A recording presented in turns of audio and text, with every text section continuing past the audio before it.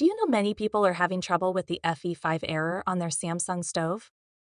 Don't worry. In this video, we'll show you how you do this. Let's start. Step 1. Turn off oven. Press the OFF button on the stove panel to turn off the oven. Step 2. Disconnect power. Disconnect the power by unplugging the stove or turning off the circuit breaker for at least 30 seconds. Step 3. Reconnect power. Reconnect the power or plug the stove back in. Step 4. Turn on oven. Turn on the oven by pressing the appropriate buttons. Step 5. Repeat if needed. If the error message persists, repeat steps 1 to 4. By following these steps, you should be able to clear the FE5 error on your Samsung stove.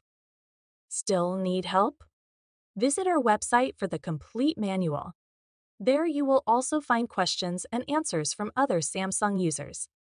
Did you find this video helpful? By subscribing, you help us continue to answer users' questions. So, subscribe to our channel. Thanks for watching, and see you in the next video.